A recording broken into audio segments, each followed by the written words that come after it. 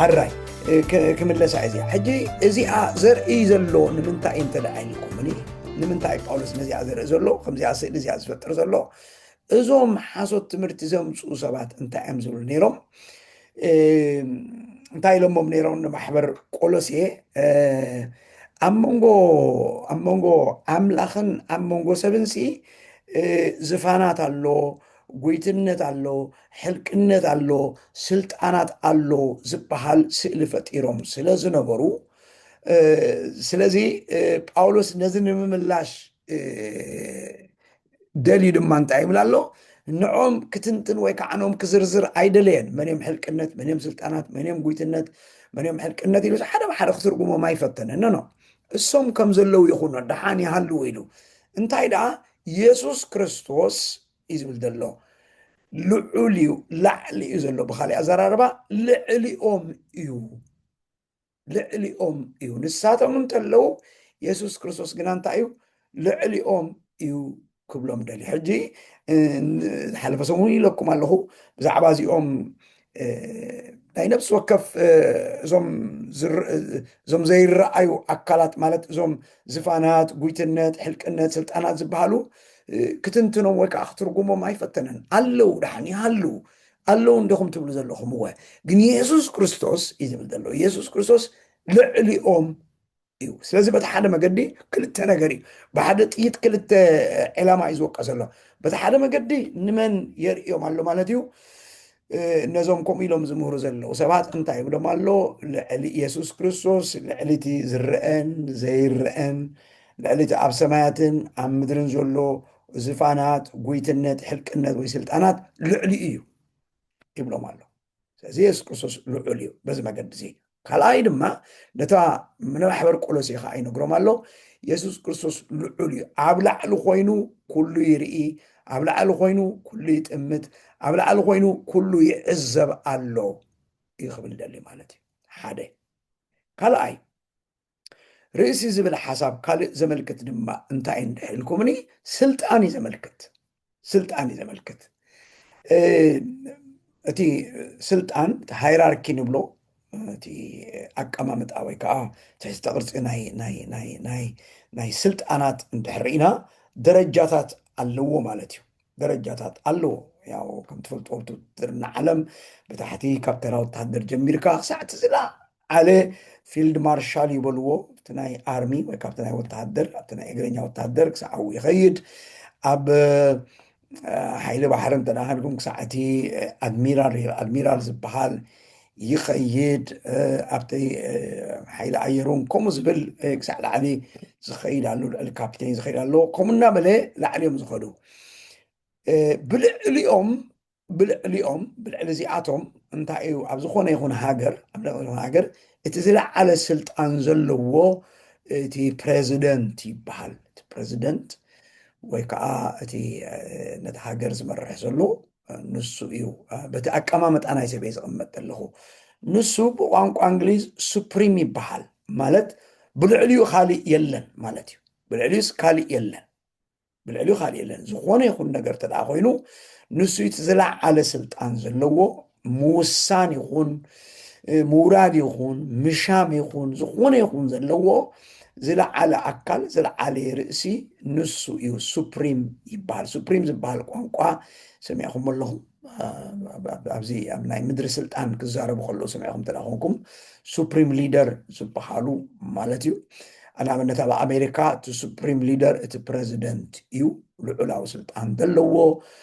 ንሱ እቲ ናይ መወዳእታ ድምፂ ዘለዎ ኣብ ሳልሳይ ውግእ ዓለም ክኸፍቲ ኮይኑ እሱ እዩ ዝገብር ኒውክሌር ንገፅ ምድሪ ዘጥፍእ ዝጥውቕ ወይ ከዓ ንሱ እዩ እታ ፓስወርድ እታ ፓስኮድ ዝፈልጣ ንሱ እዩ ዝብል ኣብ ኢራን እቲ ኣያቱላህ ዝበሃል እቲ ዝለዓለ ስልጣን ዘለዎ ንሱ ኣብ ገሊኡ ሃገራት ድማ እቲ ዝለዓለ ስልጣን ዘለዎ ኣብ ኖርዌይ እቲ ንጉስ እውን ኣይኮነን እቲ ፕራይም ሚኒስተር እውን ኣይኮነ ዝለዓለ ስልጣን ዘለዎ እቲ መንግስቲ እዩ እቲ ሱፕሪም ዝበሃል ማለት እዩ እቲ መወዳእታ ውሳኔ ዝህብ ማለት እዩ ዓበይቲ ውሳኔታት ንምትሕልላፍ ማለት እዩ ሕጂ ጳውሎስ ርእሲ እዩ ክብሎ ከሎ ንክርስቶስ ሱፕሪም እዩ እታ ማሕበር ኣላ ንሱ ከዓ ብልዕሊኣ ሱፕሪም እቲ ዝለዓለ በዓል ስልጣና እዩ። ኩሉ ስልጣን ኣብ ቤተ ክርስቲያን ይኹን፣ ኩሉ ስልጣን ኣብ ምድሪ ይኹን፣ ኩሉ ስልጣን ኣብ ዝርአ ይኹን፣ ኩሉ ስልጣን ኣብቲ ዝርአ ይኹን፣ ኩሉ ስልጣን ኣብ ሰማያት ይኹን፣ ኩሉ ስልጣን ኣብ ምድሪ ይኹን፣ ስልጣን ኣብ ልዕሊ ዝፋናት ይኹን፣ ኣብ ልዕሊ ጉይትነት ይኹን፣ ኣብ ልዕሊ ሕልቅነት ይኹን፣ ኣብ ልዕሊ ስልጣናት ይኹን፣ ስልጣን ዘለዎ ኢየሱስ ክርስቶስ እዩ። ርእሲ እንተ ደኣ ኮይኑ በዓል ስልጣን ናይ መወዳእታት ኣውራ ዝኾነ ንሱ እዩ ክብል ስለ ዝደለየ እዩ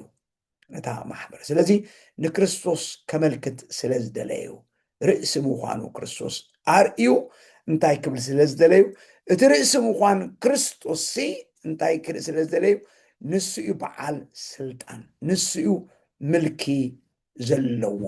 ንሱ እዩ ምልኪ ኣብ ልዕሊታ ማሕበሩ ዘለዎ፣ ምልኪ ኣብ ልዕሊታ ቤተ ክርስቲያኑ ዘለዎ፣ ምልኪ ኣብ ልዕሊታ ማሕበሩ ዘለዎ ኢየሱስ ክርስቶስ እዩ ክብል ስለ ዝደለየ እዩ። እዚ እቲ ካልኣይ እዩ። ቀዳማይ ልዕልና እዩ ዘመልክት፣ ካልኣይ ድማ ስልጣን ብዘመልክት እዩ ርእሲ ዝብል ዘመልክቶ ንሱ እዩ።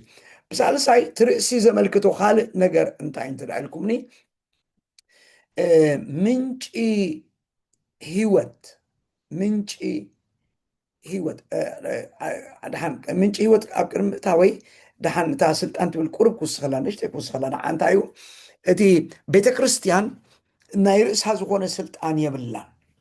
ናይ ርእሳ ዝኾነ ስልጣን የብላን። ስልጣን እተመፅእ ወይ ከዓ እንታይ እያ ትገብር? ስልጣን ካብ ክርስቶስ እያ ተቐቢላ፣ ስልጣን ካብ ክርስቶስ እያ ተዋሂባ። በቲ ክርስቶስ ንማሕበሩ ዝሃባ ስልጣን ብኡ ጌራ ከዓ ተመሓድር። ናይ ርእሳ ዝኾነ ስልጣን የብላን፣ ናይ ባዕላ ዝኾነ ስልጣን የብላን። ስልጣን ዋላ ኣብ ልዕሊ ዞም ዝፋናት ጉይትነት ሕልቅነት ስልጣናት ኣብ ልዕሊኦም እውን ስልጣን ዘለዋ ናታ ዘይኮነ ናይ ባዕላ ዘይኮነ ሲ እንታይ ደኣ እተዋህበቶ እዩ ማለት እዩ። እተዋህበቶ ምክንያቱ ጎይታ ኢየሱስ ክርስቶስ ክዓርግ ክምለስ ክብል ከሎ እንሆ ስልጣን ህበኩም ኣለኹ ኢሉ። ስለዚ ቤተ ክርስቲያን ደሌጌይትድ ዝኾነ ወይ ከዓ እተዋህበ ስልጣን እዩ ዘለዋ። መን ይሂብዋ?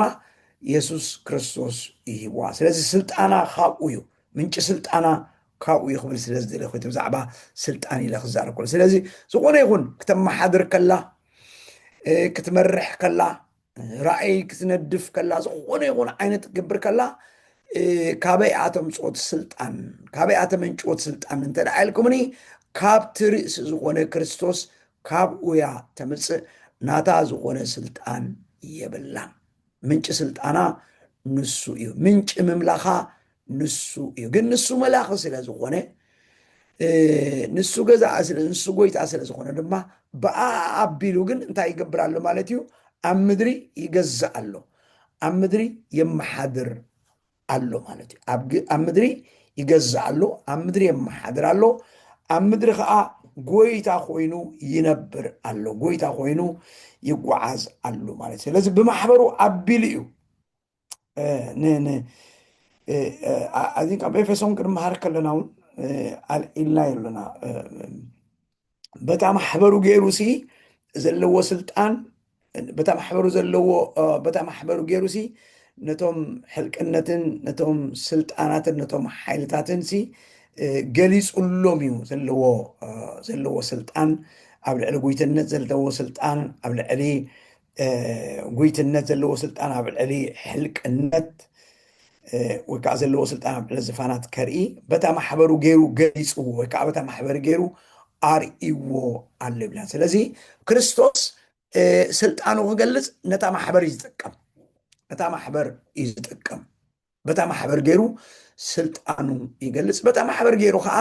ኣብዛ ምድሪ ይገዝእ ኣሎ፣ ኣብዛ ምድሪ እዚኣ ይመልኽ ኣሎ። ነዚኡ እታ ማሕበር እንታይ ክትከውን ዘለዋ ማለት እዩ? ኣብ ኩሉ ቦታ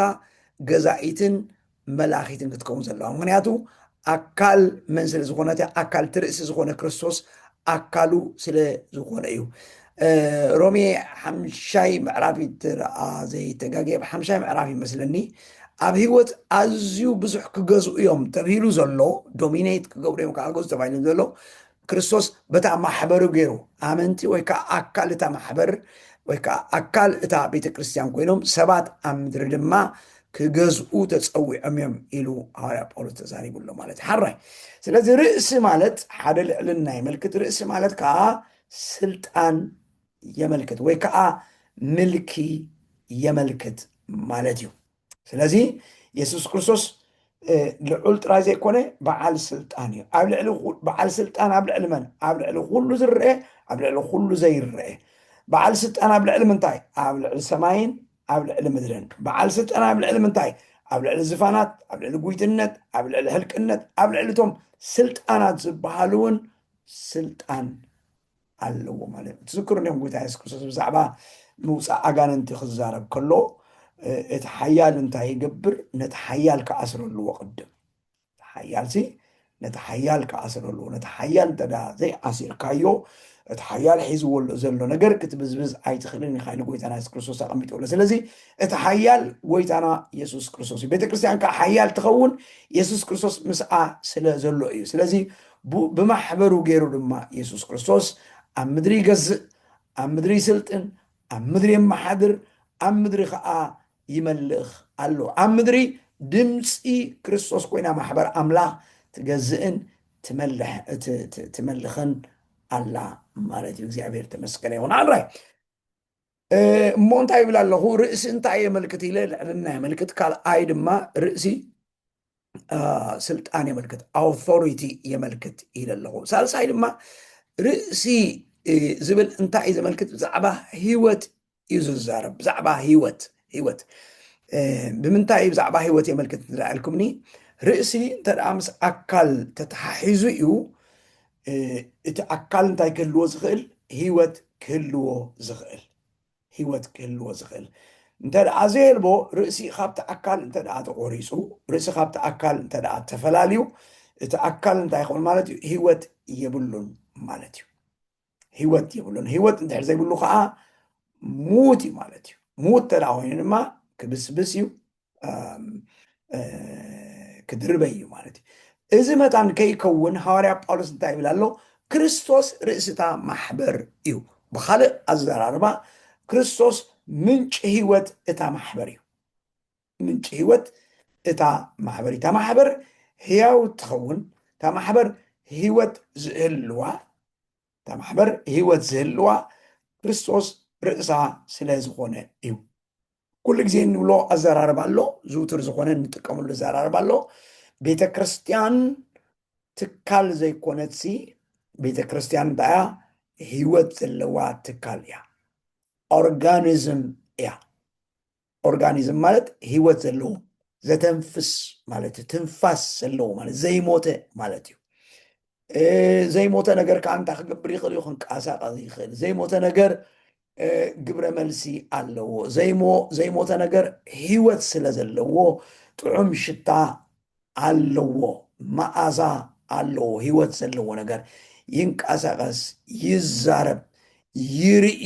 ማለት እዩ። ሂወት ዘለዎ ነገር ማለት ስለዚ ማሕበር ኣምላኽ ህያውያ ዘብላ ምስቲ ርእሲ ዝኾነ ክርስቶስ ምስኡ ተጣቢቃ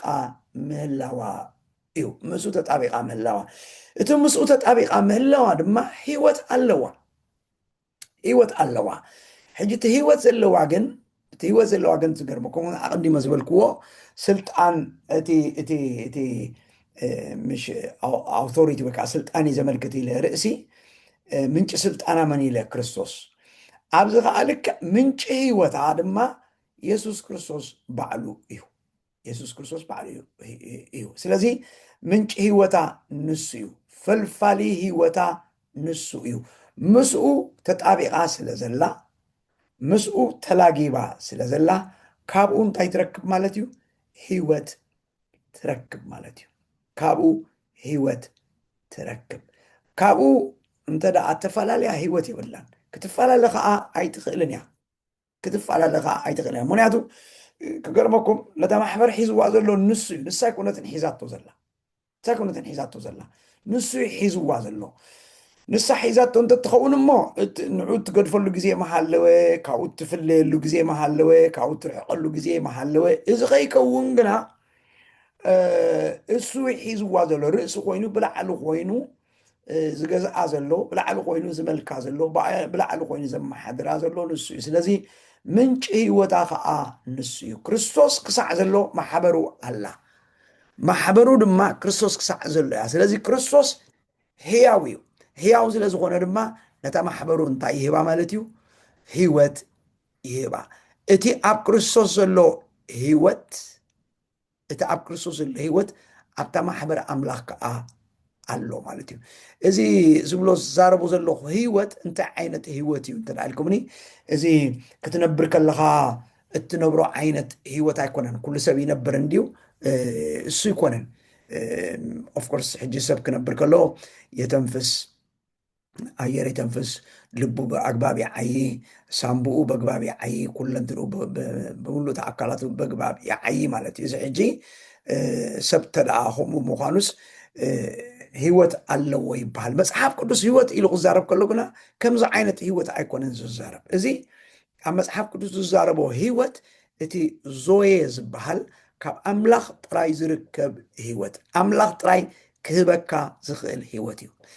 እዚ ሂወት እዚ እንተ ደኣ ኣምላኽ ነታ ማሕበሩ ዘይሂብዋ ብካሊእ ኣዘራርባ ኣካል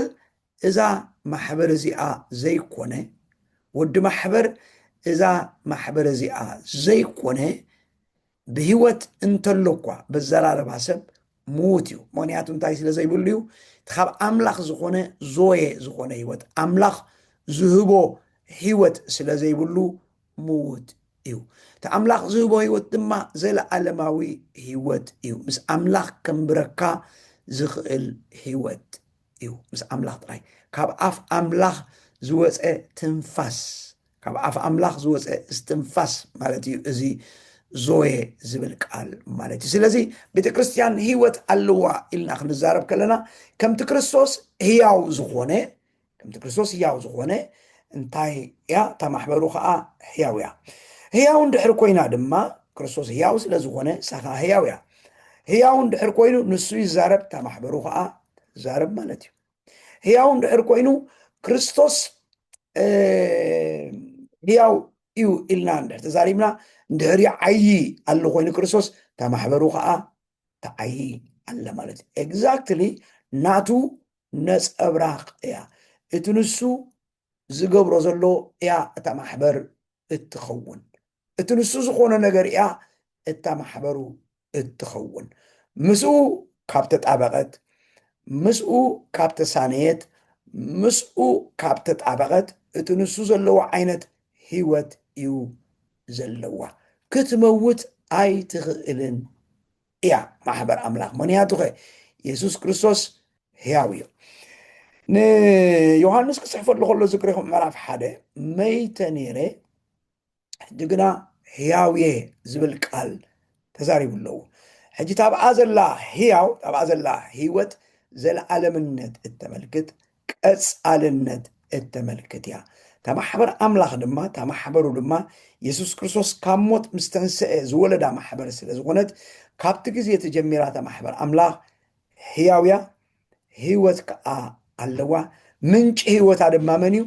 ክርስቶስ ባዕሉ እዩ ክርስቶስ ባዕሉ እዩ ክትነቅፅ ኣይትኽእል ክትፀምሉ ኣይትኽእል ክትደርቕ ኣይትኽእል ምክንያቱ ኢየሱስ ክርስቶስ እንታይ ስለ ዝኾነ ኩሉ ግዜ ህያው ስለ ዝኾነ እዩ ከምቲ ርእሲ ምስቲ ኣካላት ተላጊቡ ዘሎ እሞ እቶም ነርብታት ንበሎም እቶም ሰራውርዶም ንበሎም ኮታ ኩሉ ኣካላት ምስቲ ርእሲ እተተሓዘ እዩ ልክዕ እታ ማሕበር ድማ ምስ ኢየሱስ ክርስቶስ እተላገበት ወይ ከዓ ምስ ኢየሱስ ክርስቶስ እተጣበቐ ስለ ዝኾነ ምንጪ ሂወታ ንሱ እዩ ብዘይብኡ ክትነብር ኣይትኽእልን እያ ብዘይብኡ ኤግዚስት ክትገብር ኣይትኽእልን እያ ከምኡ ምዃኑ ስለ ዝፈለጠ ድማ ንሱ ምንጪ ሂወታ እዩ ስለዚ ማሕበሩ ህያው እያ ህያው ኮይኑ ከዓ ትነብር ኣላ ካብቲ ህያውነቱ ሓደ ምናልባት ከይተንከፍኮ ክሓልፍ ዘይደሊ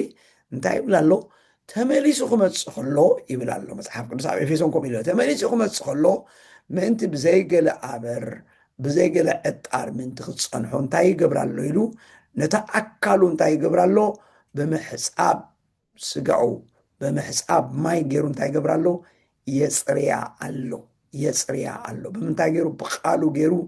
የጽርያ ኣሎ ብቃሉ ገይሩ የንጽሐ ኣሎ ኮንቲኒውስ ብቀጻልነት ብቃሉ እናገበረ እንታይ ገብር ኣሎ የጽርያ ኣሎ ተመሊሱ ክመጽእ ከሎ እዩ ምእንቲ ብዘይገለ ኣበሳ ምንቲ ክፀንሖ ኢሉ ኢየሱስ ክርስቶስ ነቲ ኣካሉ የጽርያ ኣሎ ህያው ስለ ዝኾነ እዩ ህያው ዝኾነ ቃል ዝሃባ በቲ ህያው ቃሉ ገይሩ ድማ ነታ ማሕበር እንታይ ገብር ኣሎ የጽርያ ኣሎ ይቅድሳ ኣሎ የጸብቃ ኣሎ ተመሊሱ ክመጽእ ከሎ ማለት ራእዩ ሕጂ ንሱ ርእሲ ስለ ዝኾነ ብሩኻት ንሱ ርእሲ ስለ ዝኾነ ንሱ እዩ ዝዓይ ንሱ እዩ ዝገብር ዋላ እኳ ኣገልገልቲ እንተሃለዋ እታ ማሕበር ሓዋርያት እንተለዋ ባዕሉ ይህብዎም ብርግጽ ሓዋርያት እንተለዋ ነቢያት እንተለዋ ጉዋሶት እንተለዋ መምሃራን እንተለዋ ወንጌላውያን እንተለዋ እቲ በኣቶም ኣቢሉ ዝዓይ መን እዩ ክርስቶስ እዩ ክርስቶስ እዩ ርእሶም ክርስቶስ እዩ ነዞም ዝብሎም ፀናዕሩ ርእሶም ክርስቶስ እዩ ዋኖም ክርስቶስ እዩ ተሓታትነቶም እውን ንክርስቶስ እዩ ዝገብርዎ ዘገበሉ ኩሉ ፀብፃብ ዝህብዎ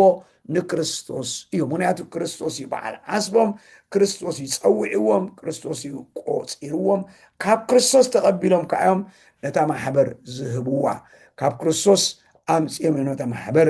ዝምግብዋ ማለት እዩ እቶም ኣገልግልቲ እታ ማሕበር እቶም መገብታ ንበሎም እቶም ሃዋርያት ንበሎም ኩሎም እቶም ፅሕፈታት ኣብ ኣገልግሎት ዘለዎ ማለት እዩ ስለዚ ህያው ምንቲ ክትከውን ኢሉ ህይወት ምንቲ ክህልዋ ኢሉ ንሱ ህይወት ኣለዎ ስለዚ ኣብ ማሕበሩ ድማ ህይወት ክህሉ ገይሩ ህይወት ስለ ዘለዋ ድማ ትንቀሳቀስ እያ ማሕበር ኣምላኽ ድቅስቲ ኣይኮነትን ሙቲ ኣይኮነትን ማሕበር ኣምላኽ ህያውያ ህይወት ኣለዋ በቲ ህይወት ዝኾነ ክርስቶስ ምስቲ ህይወት ዝኾነ ክርስቶስ ብምጥባቃ ካብቲ ህያው ዝኾነ ክርስቶስ ካብኡ እንታይ ኣለዋ ህይወት ኣለዋ መይታ ኣይትፈልጥን ኣይትመውትን ከኣያ ንሱ ክሳዕ ዘሎ እታ ማሕበሩ ከዓ ኩሉ ግዜ ኣላ ብህይወት ኣላ ስም እግዚኣብሔር ተመስገነ ይኹን ሓራይ እሞ እቲ ርእሲ ዝብል ሓሳብ ኢና ንዛረብ ዘለና ክርስቶስ ርእሲ ማሕበሩ እዩ ክንብል ከለና እቲ ርእሲ ዘመልክቶ ነገር እየ ዝዛረብ ዘለኹ ማለት እዩ ሓራይ ስለዚ ምንጪ ህይወታ እዩ ምንጪ ህይወታ እዩ ክልተ ጳውሎስ ክፅሕፍ ከሎ ክልተ ነገር እንዳሓሰበ እንዲ ዝፅሕፍ ኣዝዩ ይበሊሕ ስለ ዝኾነ ከምዚ ኣብ ትግርኛን ኣሎ ከምዚ ንዓሻን ኣምተሉ ዝበሃል መስለኒ ንዓሻን ድርጓሓሉ ንለባም ኣምተሉ እዩ ዝብል ስለዚ ጳውሎስ ክፅሕፍ ከሎ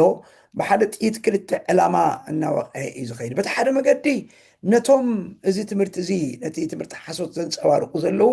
ንዓቶም ምላሽ ዝህብ እዩ እግረ መገዱ ግን ንዖም ክምልስ ኢሉ ወይ ከዓ ሞጎትኡ ንዖም ከፍስስ ኢሉ ጥራይ ዘይኮነ እግረ መገዱ ግና ይብል ኣሎ ነታ ማሕበሩ ከዓ ዘድሊ ነገር ከዓ ይዛረብ ኣሎ ማለት ስለዚ እንታይ ክብል ደልዩ እግረ መገዱ ነቶም ዝዛረቡ ዘለው ወይ ከዓ ነቶም ጌጋ ነገር ዘናፍሱ ዘለው ኢየሱስ ክርስቶስ ምንጪ ህይወት እታ ማሕበር ካልእ ሶርስ የብላን ካልእ ምንጪ የብላን ተሓስቡ እንተደኣ ኮንኩም ትግምቱ እንተደኣ ኮንኩም ወይ ከዓ ትምህሩ እንተደኣ ኮንኩም ኢየሱስ ክርስቶስ ባዕሉ ህይወታ እዚ ንስኻትኩም ትብልዎ ዘለኹም ግብርታት ብምግባራ ሕጊ ኣይሁዳውነት ብምሕላው ድዩ በልዎቲ ሕጊ ኣመጋግባ ብምሕላው ድዩ በልዎ ኮታተ ናይ ኖስቲክስ ትምህርቲ ኩሉ ነገራት ብምግባር ህይወት ትረክብ እያ ኢልኩም ተሓስቡ እንተዳሊኹም እዚ ብምግባር ህይወት ትረክቡ ኢልኩም ተሓስቡ እንተዳሊኹም ትጋገዩ ኣለኹም ኢየሱስ ክርስቶስ እቲ ርእሳ ንሱ እዩ ምንጪ ህይወታ ስለዚ ህይወት ዝፍልፍል ካብዚ ርእሲ እዚ ካብዚ ምንጪ እዩ እዚ ምንጪ እዚ ከዓ ዘይፍልፍል ምንጪ ይቕረታ ዘይነፅፍ ምንጪ እዩ ህያው ኮይኑ ንዘለዓለም ዝነብር ምንጪ እዩ እዚ ምንጪ እዚ ካብዚ ምንጪ እዚ እታ ማሕበሩ ህይወት ትረክብ ምንጪ ሓጎሳ ንሱ ምንጪ ሰላማ ንሱ ምንጪ ዕረፍታ ንሱ ምንጪ ምንቅስቃሳ ንሱ ምንጪ ምንባራ ከዓ ንሱ እዩ ኣምላኽ ተመስገን እዩ እዚ ማለት ብካሊእ ኣዘራርባ ኣብታ ማሕበር እቲኣ ዘለው ብዛዕባ ሰብ ይዛረብ ዘሎ ብዛዕባ ማሕበር ኢለ ክዛረብ ከለኹ ዋላ እኳ ከምዚ ዘይጭበጥ ዘይድሰስ ኣብስትራክት ገይረ እኳ ይቐምጡ እንተለኹ ማሕበር ኢለ ክዛረብ ከለኹ ግና ኣነን ንስኻትኩምን ኣብ ኩሉ ዘበኒ ዝኣመኑ ብሂወት ንዘለዉ ኣመንቲ ብስጋ ብሂወት ዝመላለሱ ንዓቶም ኣመልኪቲ ማለት ስለዚ ኣብታ ማሕበር ተሓቑፉ ዘበሉ ኩሎም ኣብታ ማሕበር ደቅታ ማሕበር ዝኾኑ ዘበሉ ኩሎም ምንጭ ሓጎሶም መን እዩ እቲ ርእሲ ዝኾነ ክርስቶስ እዩ ምንጭ ሰላሞም መን እዩ እቲ ርእሲ ዝኾነ ክርስቶስ እዩ ምንጭ ዕረፍቶም መን እዩ ምስቲ ክርስቶስ ዝኾነ ህይወት እዩ ምክንያቱ ኣብ ወንጌል ዮሃንስ ይመስለ ምዕራፍ 15 ኣነ ጉንዲ ወይኒ ንስኻትኩም ከዓ ጨነፍር ኢኹም ኢሉ ሓቀይ ጨንፈር ካብቲ ጉንዲ እንተደኣ ተኣሊ ወይ ከዓ እንተደኣ ተፈልዩ እንታይ ዝኸውን ይነቅፅ ይመውት ካኢሉ ስለዚ ኣባይ ፅንዑ ዝበለሉ ምክንያት ኮ ኣባይ ተላገቡ ምሳይ ኩኑ ካባይ ኣይትፈለየሉ ዝበሎ ምክንያቱ ምንጭ ህይወትኩም ኣነ ምንጭ ዕረፍትኩም ኣነ ምንጭ ሰላምኩም ኣነ ዝብለሉ ምክንያት ነዚ እዩ ስም ኣምላኽና ተመስገን እቲ ባህ ዘብል ግን ኣንተ ወይኑ ኢለ ኣለኹ እቲ ነታ ማሕበር ሒዝዋ ዘሎሲ ክርስቶስ እዩ ባዕሉ እዩ ጎይታ ሒዝዋ ዘሎ ስለዚ እግረ መገደይ ክብለኩም ዝደሊ ጎይታ ሒዝና ዘሎ ንሕና ኣይኮንናን ሒዝናዮ ጎይታ ሒዝና ዘሎ ጎይታ እዩ ዝጥምተና ዘሎ ጎይታ እዩ ጥንቀቐልና ዘሎ ንሱ ርእስታ ማሕበር ኮይኑ ብላዕሊ ነታ ማሕበሩ እንታይ ገይርዋ ኣሎ ሒዝዋ ኣሎ ኣነ ንስኻትኩም ብዙሕ ግዜ ብብዙሕ ኩነታት ምስ ሓለፍናኮ ክንገድፎ ክንሓድጎ ኢልና ዘይፈተናዮ ኣብ ዓቕሊ ፅበት ምስ ኣተና ብዙሕ ግዜ ኮ ገዲፍናዮ ምኸድና መታን ከይንገድፎ ግና ንስኡ ሒዙና ዘሎ መፅሓፍ ቅዱስ ክዛረብ ከሎ ቀዳማይ መልእኽቲ ዮሃንስ ንሕና ኣይኮንናን ኣፍቂርናዮ ንሱ ኣፍቂሩና ምክንያቱ ንሱ እንታይ ስለ ዝኾነ ፍቕሪ ስለ ዝኾነ እዩ ስለዚ ህይወትና ኣብ ክርስቶስ ተሰዊራላ ኢየሱስ ክርስቶስ ከዓ ምንጪ ህይወት እታ ማሕበር ኮይኑ ኣሎ ማለት እዩ ስም ኣምላኽና ተመስገነ ይኹን ስለዚ ስልጣን ብዝምልከት ምንጪ ህይወት ብዝምልከት ኢየሱስ ክርስቶስ እዩ እንታይ ኮይኑ ዝብል ኣለና ርእሲ እታ ማሕበሩ ኮይኑ ንብል ኣለና ካልእ ርእሲ እንታይ የመልክት እንድሕር ኢልና ርእሲ ማለት እቶም ኣብ ሕክምና ዓለም እትሰርሑ ብዝያዳ ክትሕግዙን ትኽእሉ ኢኹም ትእርሙን ትኽእሉ ኢኹም ኣይ ቲንክ እቲ ሴንተር ኦፍ ኮማንድ ዝበሃል ንኩሉ ነገር ዝዝውሮ ንኩሉ ተኣካላት ዝዝውሮ ርእሲ እዩ እቲ ትእዛዝ ዝመሓላለፍሲ ካብ ርእሲ እዩ ካብ ላዕሊ እዩ እዮም ዝብሉና ዋላ ምግቢ በሊዕኻ ምፅጋብካ ዝነግርሲ ርእሲ እዩ ደኺምካ ከም ዘለካ ተኣካላትካ እውን ዝዛረብ ርእሲ እዩ ዝኾነ ይኹን ዓይነት ምንቅስቃስ ትገብር ከለካሲ ርእሲ እዩ ይኽብል ደልዩ ሓዋርያ ጳውሎስ ርእሲ ዘመልከተሉ ምክንያት እዚ ብካሊእ ኣዘራርባ እንታይ እዩ ዝብሎ ነታ ማሕበር ከምዚ ዝዝውራ እታ ማሕበር ናብቲ ንሱ ዝደለዮ ዝወስዳ ንሱ እዩ ናብ ዝደለየቶ ኣይኮነትን ትኸይድ ዝደለየቶ ኣይኮነትን ትገብር ከም ዝደለየቶ ኣይኮነትን ትኸውን ዊን ዝበላ ነገር ኣይኮነትን ትገብር ኩሉ ግዜ ርእሲ ስለ ዘለዋ እቲ ርእሲ ናብ ዝመርሓ እቲ ርእሲ ግበሪ ናብ ዝበላ እቲ ርእሲ ናብ ዝሃባ ኣንፈት ናብ ዝመርሓ ኣንፈት ናብኡ እያ እትንቀሳቀስ ምክንያቱ ምስኡ ተታሒዛ ስለ ዘላ እያ ስለዚ ንሱ እዩ ዝዝውራ ከምቲ ርእሲ ኣብ ሓንጎል ወይ ከዓ ኣብ ኣእምሮ ንኩሉ ተኻሊእ ክፍሊ ኣካላትና ዝቆፃፀር ንማሕበር ኣምላኽ ድማ ዝዝውራ ወይ ከዓ ማሕበር ኣምላኽ ድማ ናብቲ ንሱ ዝደልያ ዝወስዳ ንሱ እዩ ርእሲ ስለ ዝኾነ ነታ ማሕበር ራእይ ዝህባ ንሱ ብዙሕ ግዜ ንጥቀመሉ ቃል ኣሎ በዓል ራእዩ በዓል ራእያ በዓል ራእዩ ዝበሃል ቃል ኣለና ብዙሕ ግዜ ክእርሞ ፈቲነ ኣለኹ በዓል ራእይ ዝበሃል ዋና ራእይ ክርስቶስ ባዕሉ እዩ ክርስቶስ ባዕሉ እዩ ራእይ ንመን ይህብ ነታ ማሕበሩ ኣብ ማሕበሩ ንዘለዉ ኣገልገልቲ ራእይ ሂቦም ዋናት ራእይ ግና ክርስቶስ እዩ ምክንያቱ ንሱ እዩ ርእሲ ራእይ ማለት ሓሳብ ማለት እዩ ክርስቶስ እዩ ነታ ማሕበሩ ሓሳብ ዝህባ ማለት ስለዚ እቲ ነታ ማሕበር ዝመርሕ ዘሎ ወይ ከዓ ነታ ማሕበር ዝመርሑ ዘለዉ ብዙሓት ተደኣ ኮይኖም ነታ ማሕበር ዝመርሕዋ ዘለዉ ሓሳብ ካብ ኣምላኽ ይቕበሉ ስለዚ በዓል ራእይ ክበሃል ከሎ ክርስቶስ እዩ በዓል ራእይ ክርስቶስ እዩ ዋና ክርስቶስ እዩ እቲ ኣውራ ማሕበረይ ዝበለ ንሱ እዩ ርእሲ ዘመልክት እንታይ እየ ዝብል ዘለኹ እቲ ኣወቃቕራ ይበልዎ ኣካይዳ ይበልዎ ኣሰራርሓ ይበልዎ ሲ ካብቲ ዋናኣ ካብኡ እያ እትወስድ ምክንያቱ እሱ እንታይ እያ ስለ ዝኾነ ርእሳ ስለ ዝኾነ እዩ ብኡ እያ ትሓስብ ብኡ እያ እትሓስብ ንዕኡ ዝመስል ጥቕሲ እዩ ኣብ ፊልጵ እቲ ኣብ ክርስቶስ የሱስ ዝነበረ ሓሳብ ኣባኻትኩም ይሃልውኹም ዝበሎ ኣብ ርእሲ ክርስቶስ ኣብ ኣተሓሳስባ ክርስቶስ ዝነበረ ሓሳብ ኣብታ ማሕበር ኣምላኽ ከዓ ክሰርፅ ወይ ካብታ ማሕበር ኣምላኽ ክህሉ ኣለዎ ዝበለሉ ምክንያት ድማ ካብዚ ተበጊሱ እዩ ስለዚ ኣብቲ ርእሲ እንታይ ኣሎ ማለት እዩ ኣብቲ ርእሲ እቲ ምልኪ እቲ ምግዛእ ብፍላይ ድማ እቲ ሓሳብ እቲ ፕላን እቲ መደብ እዩ ስለዚ ነዚ ጳውሎስ ንሕና መዓይቲ ኣምላኽ ኢና ዝበለሉ ምክንያት ካብ ዝተበጊስ እዩ ተዓያይ ኣምላኽ እዩ ንሕና ድማ መተዓየይቲ ኢና ባዕሉ ጎይታና የሱስ ክርስቶስ ኣብዚ ምድሪ ክመላለስ ከለውን ዝበሎ ኣቦ ይገብር ኣነ ከዓ እገብር ኣለኹ ዝበሎ ኣቦ ዝረኣዮ ነገር እዩ ዝገብር ነይሩ ቤተክርስትያን ድማ ክርስቶስ ዝሃባ ነገር እያ እትገብር ግዜ ኣለልያ ኩነታት ኣለልያ ኣብ ልቢ ክርስቶስ ዘሎ እናሰምዐት ኣብ ንክርስቶስ ዝስምዖ ነገር እናሰምዐት ድማ እታ ማሕበር ኣምላኽ ከዓ ብኡ ትስጉም ብኡ ትግስግስ ብኡ ከዓ ሓሳቡ ትገብር ማለት እዩ እግዚኣብሔር ተመስገን ይሁን ስለዚ በዚ መገዲ እዚ እዛ ብዛዕባ ክርስቶስ ርእሲ እዩ ዝብል ሓሳብ በዚኣ ክንውዳእ ኢና ልማዓንቲ ማለት እዩ ምክንያቱ እታ ዝጀመርናያ ጥቕሲ 18 ንሱ ነቲ ስጋኡ ድማ ርእሱ እዩ ንማሕበር ርእሱ እዩ ስለዚ እቲ ርእሲ ማለት እንታይ ማለት ከም ዝኾኑ ኢና ሎም ምሸት ርኢና ጎይታ የሱስ ክርስቶስ ይባርኹ